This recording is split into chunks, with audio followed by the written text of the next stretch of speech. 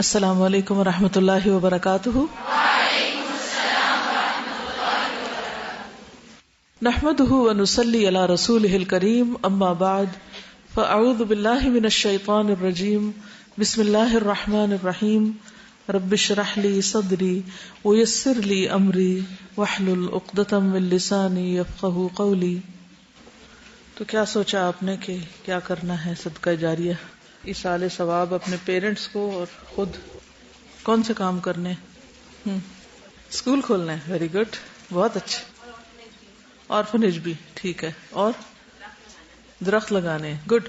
ابھی وہ سیدھی واک بھی شروع کر رہی ہے جس میں درخت لگانے کا سیزن آ گیا ہے نا، تو اس موسم میں تو ہر کوئی کچھ نہ کچھ ضرور لگائے، اور کچھ نہیں تو کچھ بیج ہی لگا دیں کہیں اپنے گھر کی کیاری صاف کر کے، کیونکہ وہ بیچاری بھی اتنی اگنورڈ ہوتی ہیں، کیونکہ ہم قرآن پڑھتے ہیں تو وقت نہیں ہوتا ہمارے پاس انہیں دیکھنے کا.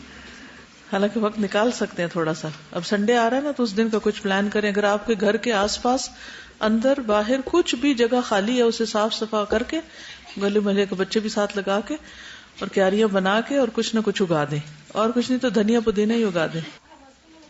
آپ ہاسٹل وارڈن سے پوچھ لیجئے کہ کیا ہو سکتا ہے، مجھے اس کا اتنا علم نہیں ہے. صبح میں دیکھا تھا مالی لوگ تو کچھ کام کر رہے تھے، مگر ایسا نہ ہو کہ آپ مالی کا باغ ہی نہ اجاڑ دیں کچھ اور کرتے کرتے.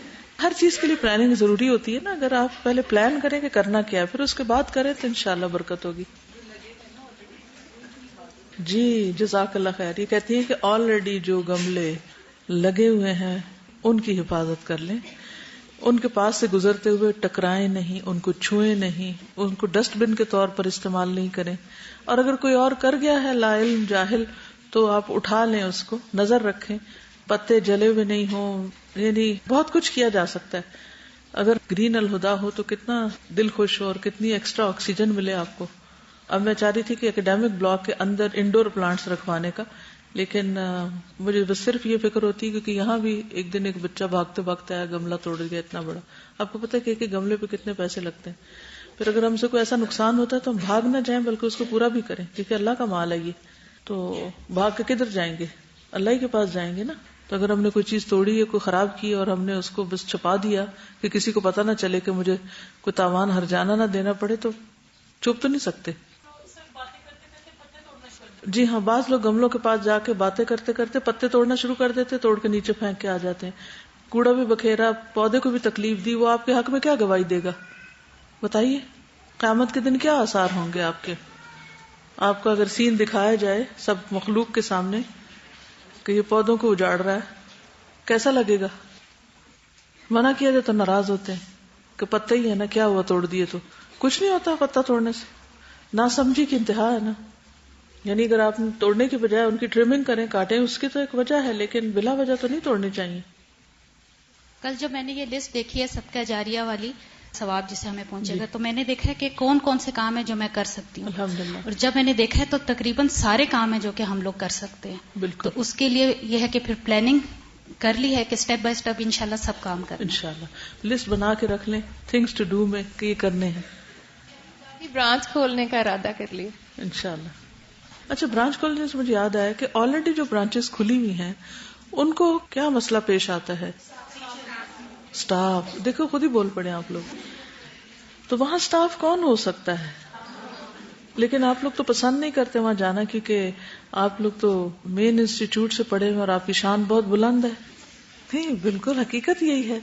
آپ اتنے اعلیٰ درجے کے لوگ ہیں، آپ ایک گھر میں کھلے ہوئے کمرے کی کلاس کو کیسے فائدہ پہنچا سکتے ہیں؟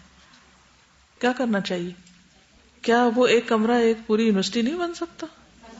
بن سکتا ہے نا، اگر قابل لوگ ہوں اور اسے بنانا چاہیں. بہت کچھ ہو سکتا ہے. لیکن ہم کوئی کام چھوٹے سے شروع نہیں کرنا چاہتے. ہم بنی بنائی بڑی چیز کو بس صرف دیکھ رہے ہوتے ہیں. اور فطرت کا قانون نہیں بدلتا. بیج سے درخت لگتا ہے. ہر چیز 1000 میل کا سفر جب وہ ایک قدم سے اٹھتا ہے تو شروع ہوتا ہے. تو ہر چیز اسی طرح ہی ہے، چھوٹے سے بڑے کی طرف جاتی. ہم سوچتے ہیں کہ ہم بگ تھنک کر رہے ہیں تو بگ چیز بنا لیں. بگ ایک دم نہیں کوئی چیز بنتی، نہ کوئی چیز بگ ہو سکتی ایسے. جی، اسٹاف کی کمی، اسٹوڈنٹ کی کمی. اسٹوڈنٹ کی کمی کب ہوتی ہے؟ جب اسٹاف نہیں ہوتا، جب قابل اسٹاف نہیں ہوتا. جہاں قابل لوگ ہوتے ہیں وہاں لوگ جوک در جوک آنے لگتے ہیں.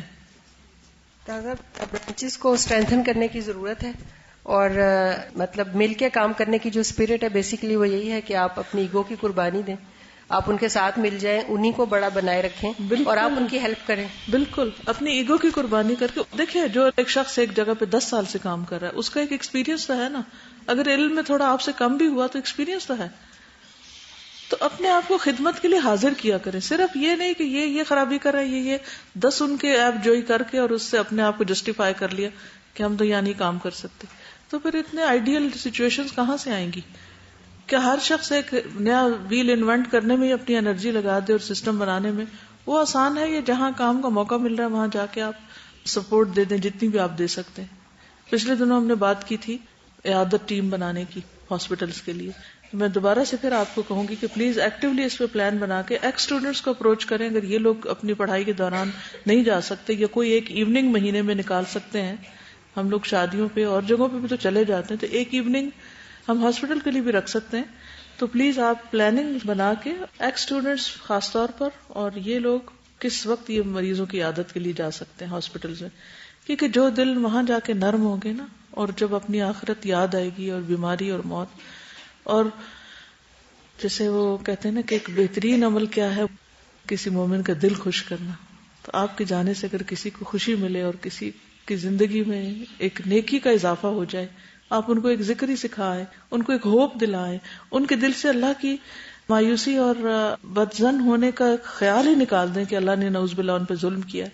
کوئی ایک اچھی تھنکنگ دے کر آ جائیں تو کتنی خیر اور کتنی بھلائی ہو سکتی. صرف ون ایوننگ.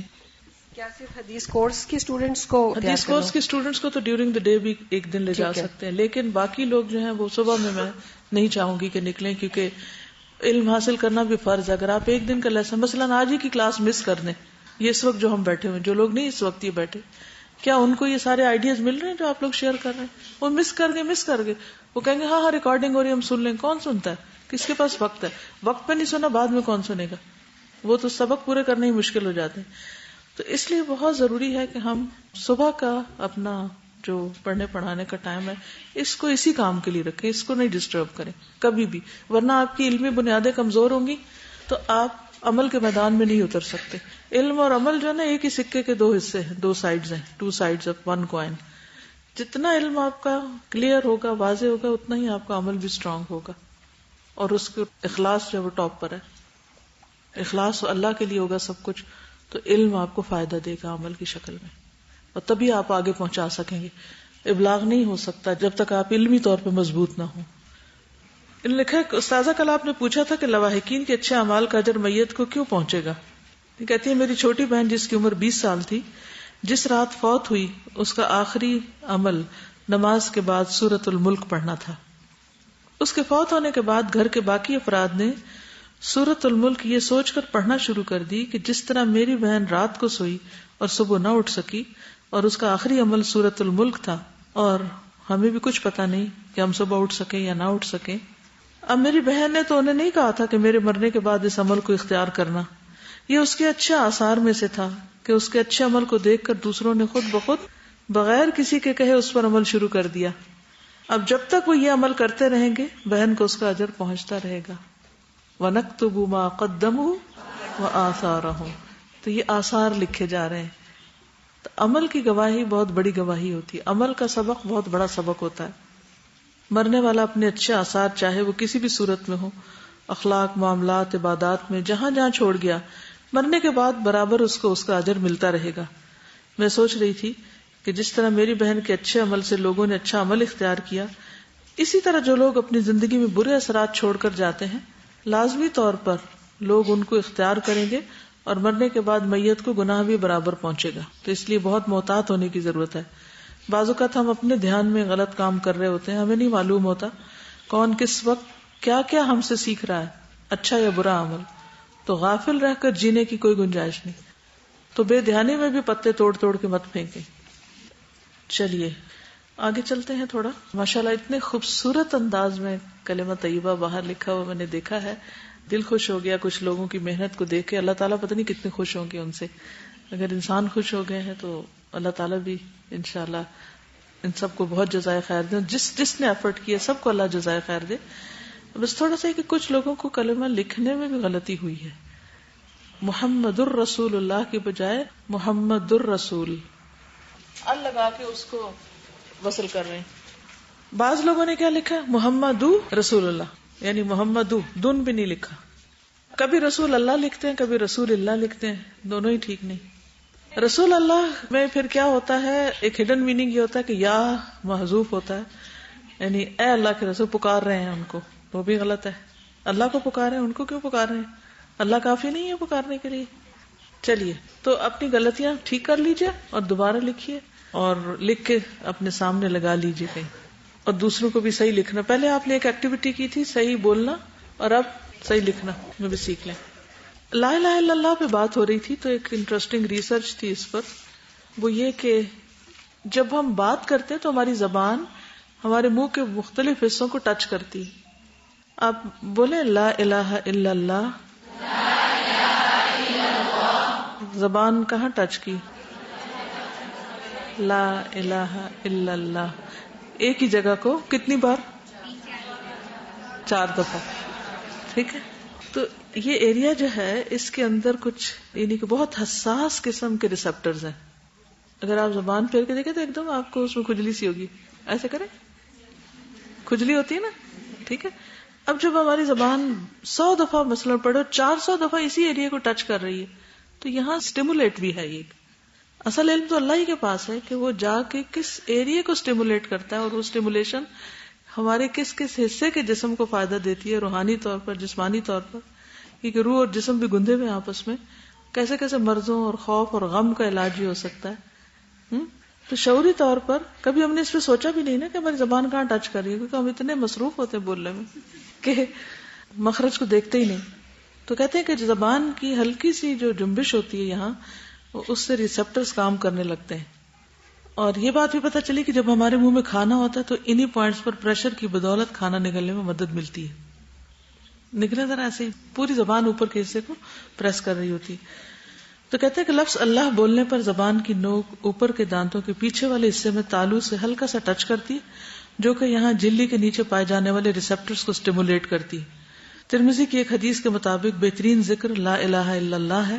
یہ کلمہ بولتے ہوئے ایک مخصوص حصہ 4 بار ٹچ ہوتا ہے، جو حیران کن طور پر ایک مخصوص ردم کے ساتھ ہوتا ہے. یعنی ایک تو ہوتا ہے نا مثلا بہت سی باتیں کریں تو اس وقت میں بول رہی ہوں، آپ دل میں کچھ بھی بولیں تو زبان ایک ہی حصے کو نہیں ٹچ کر رہی، مختلف باتیں کرتے ہو، مختلف، کبھی رائٹ کبھی لیفٹ کبھی پیچھے کبھی آگے. لیکن لا الہ الا اللہ جب کہتے ہیں تو کہیں اور ٹچ نہیں کرتی، ایک ہی حصے کو ٹکور رہی ہوتی ہے نا. اور پھر ایک مخصوص وقفے کے ساتھ لا الہ الا اللہ، ایک ردم ہے اس میں نا، اس کے ٹچ کرنے میں جو بیٹ ہے. تو اس سے یہ پتہ چلتا ہے کہ اللہ سبحانہ و تعالیٰ نے جو کچھ بھی ہمیں دیا اس سب میں ہمارے لیے خیر اور بھلائی ہے. وہ ہم نہیں جانتے، ہم جاہل ہیں، لیکن اس میں خیر ہی خیر ہے.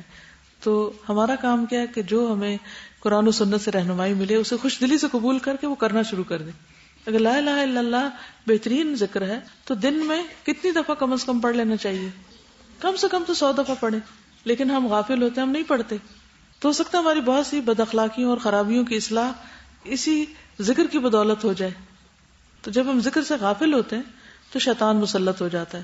من یعش عن ذکر الرحمن نقیض له شیطانا فهو له قرین. اور جب شیطان ساتھی بن جاتا ہے تو پھر اس کی کیا خرابیاں ہوتی ہیں؟ ان گنت. وہ آپ کو ہر برا کام سے جاتا ہے. لا الہ الا اللہ ایسا ذکر ہے جو مخفی طور پہ بھی آپ کر سکتے ہیں. مثلا آپ ایسے مسکرا رہے ہیں اور اندر اندر پڑھیں لا الہ الا اللہ. سب پڑھیں. کیا آپ کو پتہ چل رہا ہے میں پڑھ رہی ہوں؟ منہ بند کرنے کی بھی ضرورت پیش نہیں آتی اور آپ کی صرف زبان ہلتی رہے. اور اتنا آسان کلمہ نا کہ مرتے وقت اگر جان یہاں سے بھی نکل رہی ہے نا آخر میں تو صرف آپ زبان ہلا سکتے ہیں تو لا الہ الا اللہ پڑھ سکتے ہیں آخری وقت. یعنی کچھ ذکر ایسے ہیں کہ جب آپ لوگوں کے بیچ میں بیٹھ کے کریں تو وہ نوٹسبل ہوں گے، لیکن یہ آپ بیٹھ کے کرتے رہے کسی کو پتہ بھی نہیں چلے گا کہ آپ ذکر کر رہے ہیں. کچھ سوالات پچھلے لیسن سے ہیں، وہ میں تھوڑے سے جواب دے کر آگے بڑھوں گی. یہ کسی نے ایک واقعہ شیئر کیا ہے کہ کس طرح لوگوں کو بیوقوف بنایا جاتا ہے. کہتے میری کزن تھی جو چھوٹی تھی تو بہت زیادہ روتی تھی، دن رات روتی. اس کے گھر والے کہتے کہ اس کو کسی پیر کے پاس لے جاتے ہیں، شاید کوئی جنات وغیرہ اس کے ساتھ ہیں، وہ جن اتار دیں گے. تو جو پیر کے پاس لے گئے تو اس نے ہلکا سا دیکھا تو کہا یہ لڑکی اب تک زندہ کیسے، اس کے ساتھ تو بہت بڑی بلا ہے جو اسے مار دے گی. تو گھر والے پیر بابا کے قدموں میں پڑ گئے کہ پیر صاحب ہماری بچی بچا لیں. پیر صاحب نے کہا کہ اس کے بچنے کا ایک ہی طریقہ ہے، وہ یہ کہ مجھے کل ایک کالا بکرا اور 2 کالے مرغے لا کے دو، میں ان کو ذبح کر کے ان کا خون نکالوں گا، اس خون کے چھینٹے بلا کے منہ پہ ماروں گا، تب وہ بچی کا پیچھا چھوڑے گی. دوسرے دن اس کے گھر والے بچی کی زندگی بچانے کے لیے بکرا اور مرغے لے کے پیر کے پاس پہنچ گئے. اس نے بکرا اور مرغے لے لیے، کوئی دم وغیرہ پڑا اور اس بچی کو ڈنڈے مارے. وہ درد سے روتی تو کہتا میں بلا کو مار رہا ہوں. گھر آئے تو بچی مسلسل روتی رہی. کچھ دنوں تک ایسا ہی ہوتا رہا. ایک دن جب بچی کو نہلانے لگے تو اس کے بازو اٹھا کر دیکھے تو بچی کے بغلوں کے نیچے اتنے زیادہ دانے نکلے ہوئے تھے کہ بغلیں گل چکی تھی اور وہ اس درد سے روتی تھی. پھر انہیں پتا چلا کہ بچی کے رونے کی اصل وجہ کیا ہے. ہمارے معاشرے میں بہت زیادہ یہ چیز عام ہو چکی ہے، ہم سب کو محتاط ہونے کی ضرورت ہے. میں یہ سوچ رہی ہوں کہ وہ ماں کیسی ہے کہ جو وہ دیکھ نہیں پا رہی تھی کہ بچی کے کس حصے میں کیا ہے، کیونکہ کوئی ٹریننگ نہیں ہے، کوئی تعلیم نہیں ہے، کوئی کسی کو بتاتا نہیں کہ بچے کو ہینڈل کیسے کرنا ہے. مجھے یاد ہے کہ جب میرے بچے پیدا ہوئے تو باقاعدہ نرس نے مجھے ٹریننگ دی کہ دیکھو جو بغلیں ہوتی ہیں اس کے اندر بل ہوتے ہیں بچوں، جب ہم نہلا دیتے ہیں نا اور ان کو خشک نہیں کرتے تو اس کے اندر فنگس ہو جاتی ہے، اور وہ چونکہ آپس میں ملے ہوئے ہوتے ہیں نا تو ماں نے اوپر سے نہلا دیا، بازو اوپر کیا، کھلا ہی نہیں وہ حصہ، اور وہ گلتا رہا اور اندر اس کو کتنی اذیت ہوئی کہ اس کو بول کے بتانا تو نہیں، وہ تو روتی ہے نا بچے. تو ماں کا فرض بنتا ہے کہ جب بچہ روئے تو اس کے سارے حصوں کو دیکھ، کان کو دیکھے، ناک دیکھے، آنکھیں دیکھے، ہر چیز دیکھے کہ بھی کیا ہو رہا ہے، کیوں رو رہا ہے بچہ، پیٹ میں درد ہے. لیکن چونکہ مائیں ان کو فرصت ہی نہیں کہ بچوں پہ توجہ دیں تو پھر یہ چیزیں ہو رہی ہیں. پہلے بچے کے ہونے سے پہلے میں نے بھی بہت زیادہ بکس وغیرہ پڑھی تھی، اور یہ لوگ پھر ہم ان کو کہتے ہیں یہ بہت وہمی ہے، لیکن یہ چاہے وہمی ہی ہوں گے لیکن پھر بہت ساری چیزیں ان میں سے اچھی بھی نکل آتی ہیں. تو بغلوں کو ڈرائی کرنا، پھر اسپیشلی بچوں کے باقی جو پارٹس ایسے پرائیویٹ پارٹس ہیں ان کو بہت اچھی طرح سے کلین کرنا، اور خاص طور پہ لڑکوں کے جیسے رنکلز ہوتے ہیں تو ان کو پھر اسپریڈ آؤٹ کر کے اس کو، تو جب تولیہ جس سے آپ خشک کر رہے ہوتے ہیں نا بیبی کو تو وہ گیلا ہو جاتا ہے. تو پھر میں یہ کرتی تھی کہ اس کے بغلوں کے لیے اور ایسے ایریاز کے لیے پھر علیحدہ سے وہ جو اس کا خشک والا پارٹ کچھ کارنرز ایسے خشک رہ جاتے ہیں نا تولیے کے، اس سے پھر نیک دوبارہ اس کو میں رب کرتی تھی کہ کہیں کوئی ان کو فنگل انفیکشن نہ ہو. بالکل، کیونکہ وہ رنکلز کھولنے پڑتے ہیں بغلوں کے اندر سے بھی. ماں بننا آسان نہیں ہے، اور ماں کا اجر جو 3 گنا زیادہ ہے نا وہ اسی وجہ سے کہ ماں قربانیاں کرتی. ایک اور کسی نے لکھا کہ 3 ماہ پہلے آپ کی کلاس میں آنے سے پہلے میں سخت بیمار ہو گئی. کلینک میں گئی تو ڈاکٹر صاحبہ نے مجھے میڈیسن دی اور کہا کہ آپ یہاں لیٹ جائیں. میں تھوڑی دیر کے لیے لیٹ گئی تو ایک دم وہیں سو گئی. خواب میں نے ایک باجی کو دیکھا، انہوں نے میری طرف ہاتھ پھیلائے. میں نے باجی کو کہا کہ آپ نے ہاتھ کیوں پھیلائے؟ انہوں نے کہا کہ صدقہ کرو. میں نے کوٹ کے جیب میں ہاتھ ڈالا تو میری جیب میں 1 روپے کا سکہ تھا. وہ سکہ نکال کر میں نے ان کو دے دیا. پھر میری آنکھ کھلی تو میں ٹھیک ہو چکی تھی. میں فوراً اٹھی اور جا کر صدقہ کیا. اس وقت مجھے احساس ہوا کہ یہ بیماری مجھ پر اس لیے آئی ہے کہ میں نے کافی دنوں سے صدقہ کرنا چھوڑ دیا تھا. اللہ نے مجھ پر بیماری بھیج کر مجھے بتایا کہ صدقہ کرو. اس کے بعد میں اب روزانہ صدقہ کرتی ہوں، چاہے 1 روپے کا سکہ ہی کیوں نہ ہو، کیونکہ اللہ تعالیٰ یہ نہیں دیکھتے کہ کتنے پیسے، وہ تو نیت کو دیکھتے ہیں. اور یہ حقیقت ہے نا، حدیث بھی ہے کہ داؤ مرضاکم بالصدقہ، اپنے مریضوں کا علاج صدقے کے ذریعے کرو. تو چاہے 1 روپیہ ہی ہو، انسان کو ہر روز نیت کے ساتھ شعوری طور پر کچھ نہ کچھ ضرور صدقہ کرنا چاہیے. چاہے کوئی کھانے کی چیز ہو، چاہے کوئی استعمال کی چیز ہو، چاہے پیسہ ہو، کچھ بھی. تو بیماریوں کا علاج صدقہ ہے، اور اس سے دلوں میں وسعت آتی ہے. جب دلوں میں وسعت آتی ہے تو انسان کی کیمسٹری ویسے ہی تبدیل ہو جاتی ہے. ورنہ دوسری طرف آپ دیکھیے کہ صدقہ جو ہے وہ بہت سی آفات اور بلاؤں سے بچاتا بھی. پچھلے دنوں کسی نے مجھے ایک لنک بھیجا کہ فلوریڈا میں ایک 36 سال کا شخص تھا، وہ بیڈ روم سمیت 20 فٹ گہرے گڑھے میں دھنس گیا. کہتے کہ فلوریڈا کے کچھ علاقوں میں سنک ہولز ہیں، اور اس میں یہ ہے کہ ایک ایسا زون ہے کہ جس کے سنک ہولز کے اوپر اگر ایسی زمین ہے کہ اگر تھوڑا بھی کریک آئے تو وہ اندر سنک کر جاتے ہیں لوگ.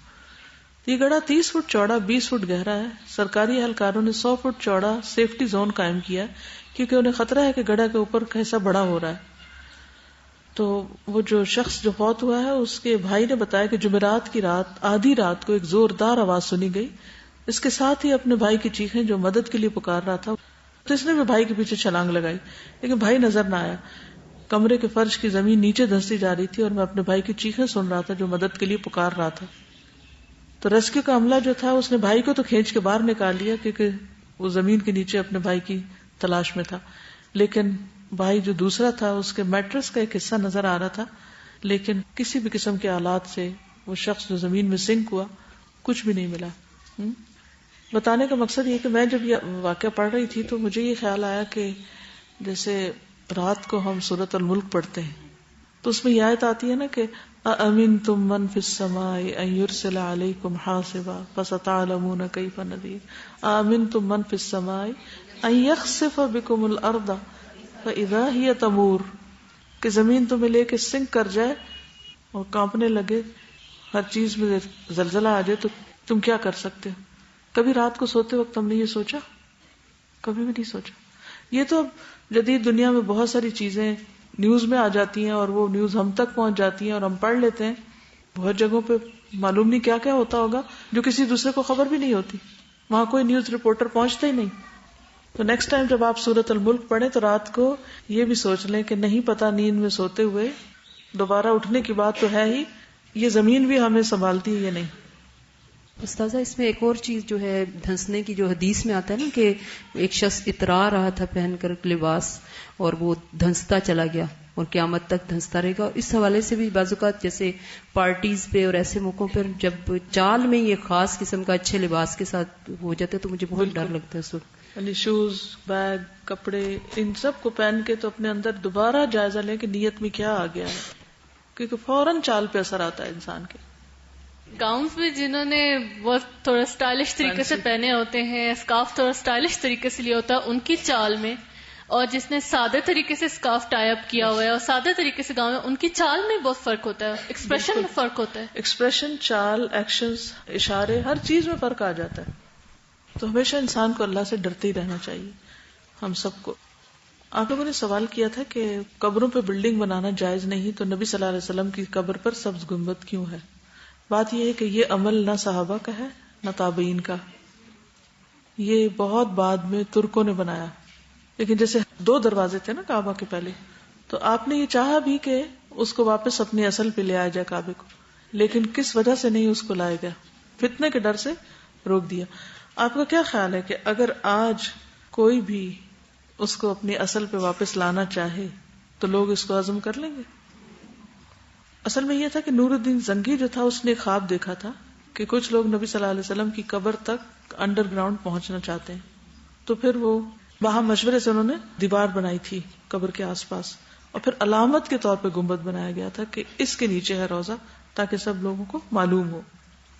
کسی نے لکھا کہ میرے دادا کی قبر میں کسی نے آلو دفنا دیے جس کی وجہ سے گیدڑوں نے اس کو تباہ کر دیا، کہ ایسی صورت میں قبر پختہ کی جا سکتی.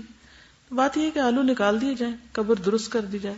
پختہ کرنے سے زمین جو ہے وہ ضائع ہوتی ہے، اور ویسے بھی اگر جسم گل چکا ہے تو اب اس کو کس چیز کے لیے پختہ کرنا ہے؟ دیکھیے ایک وقت ہوتا ہے جب جسم سلامت ہوتا ہے تو ڈر ہوتا ہے کہ ہڈیاں نکال لیں گے لوگ، کفن چرا لیں گے اور بال کاٹ کے نکال لیں گے یا کوئی اور بے حرمتی کریں گے.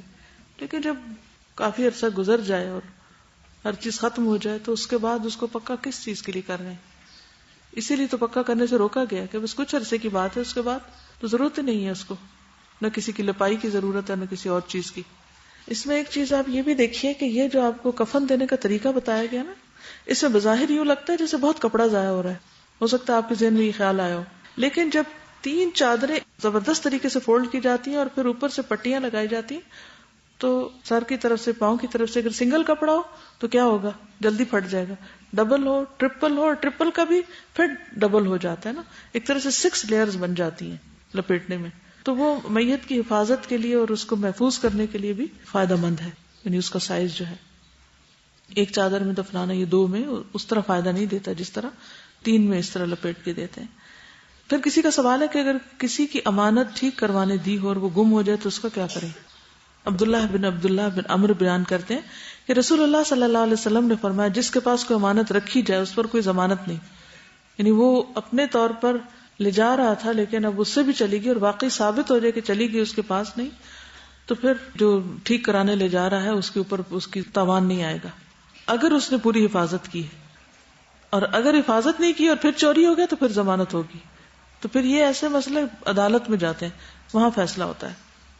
یہ سوال بار بار آیا ہے کہ میت کو دفنانے کے بعد جو لوگ تعزیت کے لیے آتے ہیں تو گھر میں ان کے ساتھ دعا کرنا کیسا ہے؟ سنت سے کوئی اجتماعی دعا ثابت نہیں ہے، اس وقت کی سنت تعزیت ہے، غم ہلکا کرنا ہے.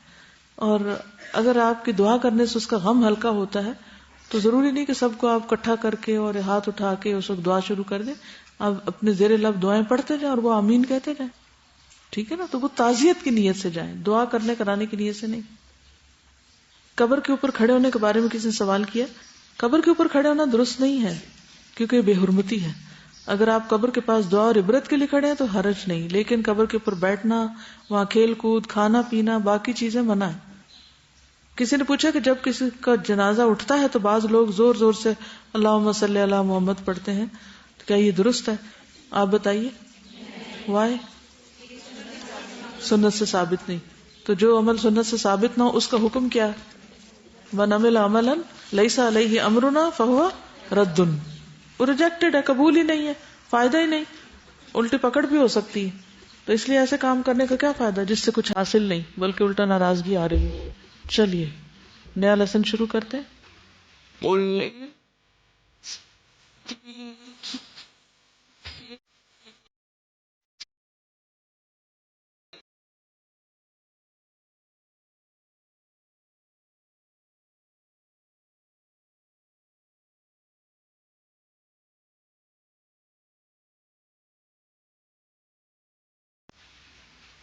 جو حکم ملے اس پر انسان عمل کر لے، اسی کا نام اسلام ہے.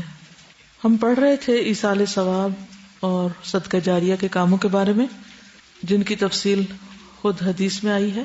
نبی صلی اللہ علیہ وسلم نے مختلف کاموں کے کرنے کا شوق دلایا ہے. اسی طرح میت اپنی فوتگی سے پہلے اپنے مال میں سے 1/3 کی جو وصیت کرتی، جس میں وہ فی سبیل اللہ اس مال کو خرچ کرنے کے لیے اگر وصیت کرتی ہے، یا پھر کسی بھی طرح کا اگر 1/3 نہیں اس سے کم بھی ہے، کوئی چھوٹی سی چیز بھی ہے، تو لواحقین کی ذمہ داری ہے کہ وہ اس وصیت کو پورا کریں. اس میں ایک اور چیز، میت اپنے گھر کو اللہ کی راہ میں استعمال کرنے کی اگر وصیت کرے تو اس وصیت کو بھی پورا کرنا چاہیے. اور اس سلسلے میں ہمارے پاس کیا دلیل ہے؟ عبداللہ بن عباس کا وہ طرز عمل جو وہ اپنی خالہ میمونہ کے گھر جا کر ان کی وصیت کے مطابق جمعے کی نماز کے بعد بیٹھ کر لوگوں کے سوالات کے جوابات دیا کرتے تھے، اس پر عمل کرنا ہے. یعنی ان کی خالہ نے فوت ہونے سے پہلے کیا کہا کہ میرا یہ گھر اس کام کے لیے استعمال کرو، تو بعد میں جو لوگ آئیں ان کا فرض بنتا ہے کہ وہ اس وصیت کو پورا کریں، یا جن کے لیے انہوں نے وصیت کی. تو اس سے پتہ چلتا ہے کہ صدقہ جاریہ کی ایک شکل وقف بھی ہے. اوقاف کا لفظ آپ نے سنا ہوگا. اب وقف کیا ہے؟ عبداللہ ابن عمر نے روایت کیا کہ سیدنا عمر رضی اللہ عنہ نے رسول اللہ صلی اللہ علیہ وسلم کے زمانے میں اپنے ایک مال کو وقف کر دیا. وہ کھجور کا ایک باغ تھا. عمر نے عرض کیا، یا رسول اللہ، مجھے ایک عمدہ مال حاصل ہوا ہے، میں چاہتا ہوں اس کو صدقہ کر دوں. آپ نے فرمایا، تم چاہو تو اصل جائیداد کو روک رکھو اور اس کا فائدہ خیرات کر دو، نہ وہ بکے نہ ہبہ ہو سکے نہ میراث ہو، البتہ اس کا پھل اللہ کی راہ میں خرچ ہو. تو عمر رضی اللہ عنہ نے اس کو اللہ کی راہ میں اس طرح وقف کیا کہ اس کی آمدنی فی سبیل اللہ غلاموں کے آزاد کرانے، محتاجوں اور مہمانوں کی خدمت اور مسافروں اور قرابت داروں پر صرف کی جانے لگی.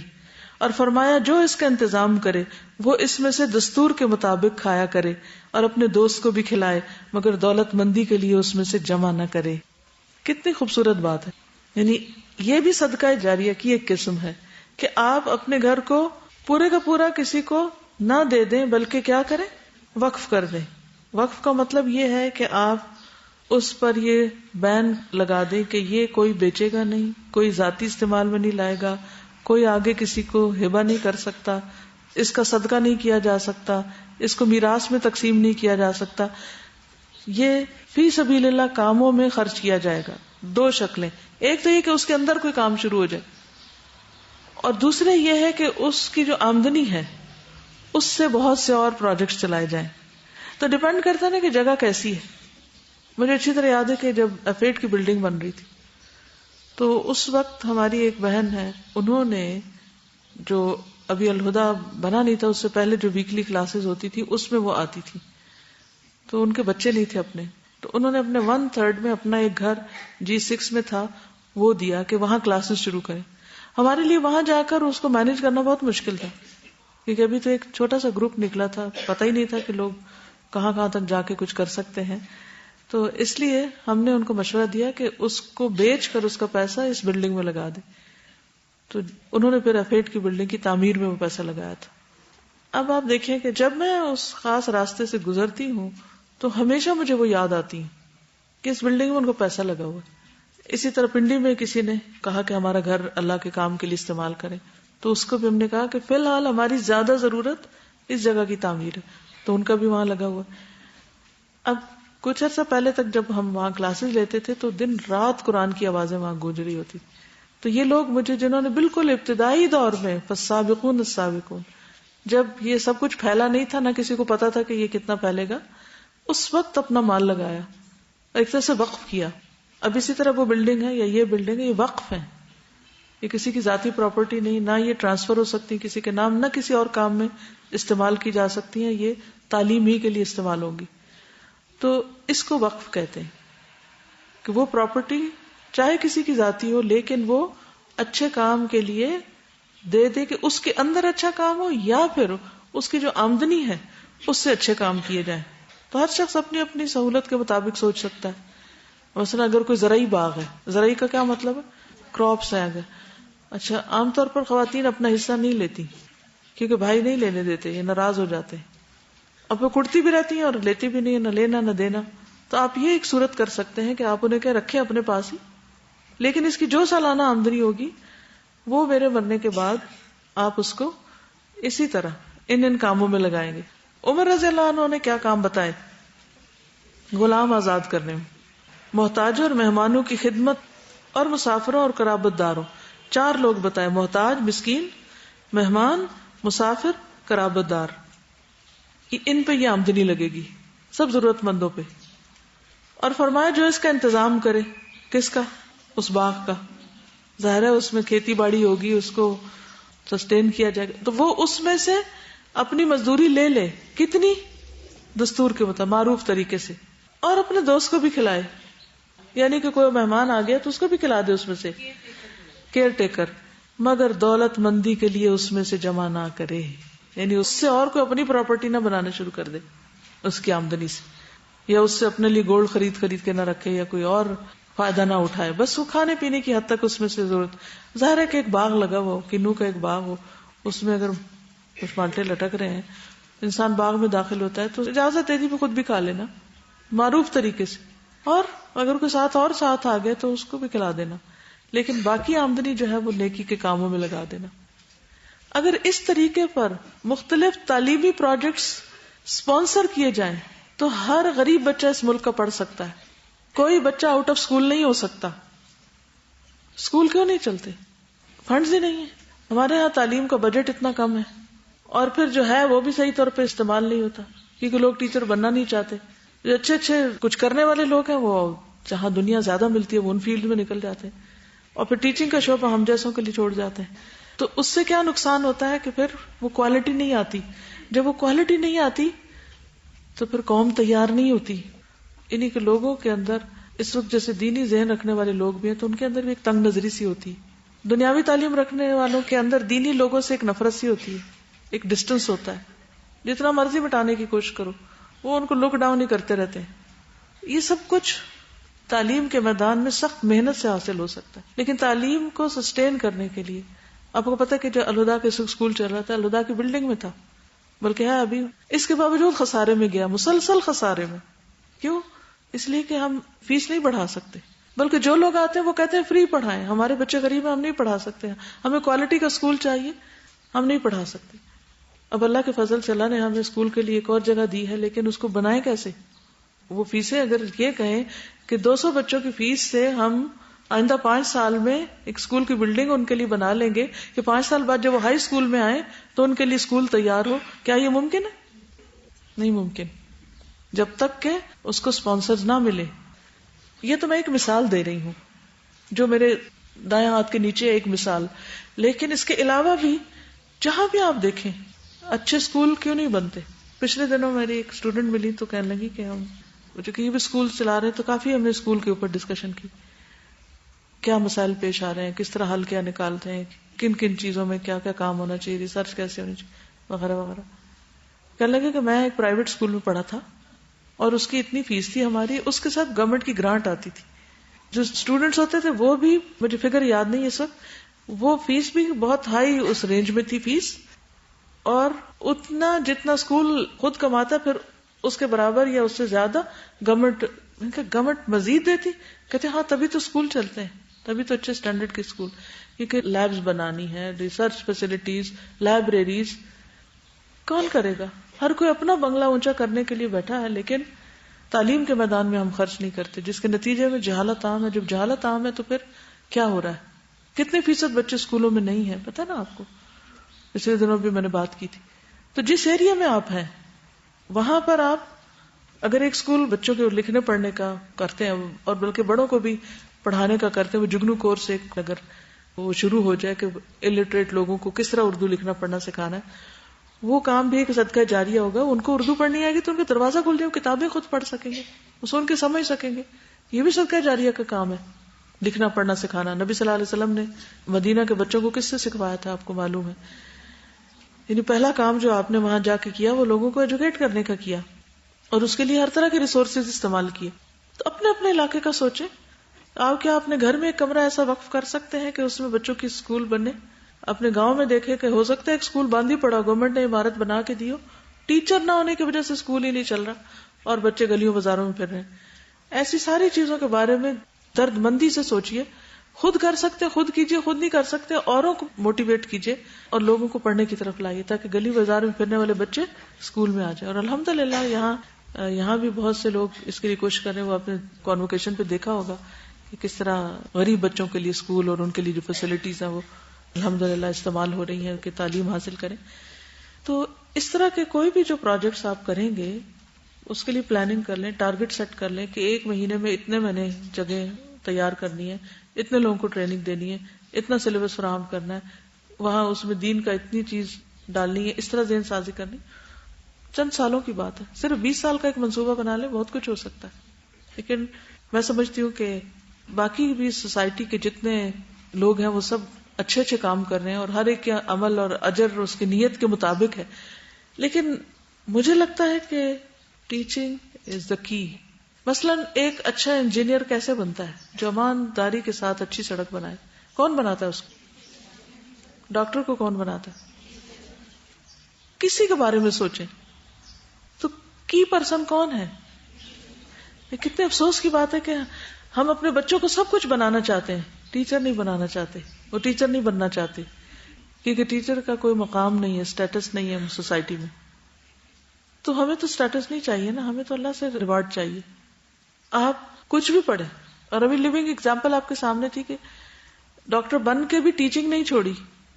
تو کچھ بھی بنے آپ، ٹیچنگ نہیں چھوڑنی، کچھ بھی پڑھائیں جو آپ اچھا پڑھا سکتے ہیں، فل ٹائم نہیں پارٹ ٹائم، لیکن تعلیم کے شعبے میں سب سے پہلے کام کرنے کی ضرورت ہے.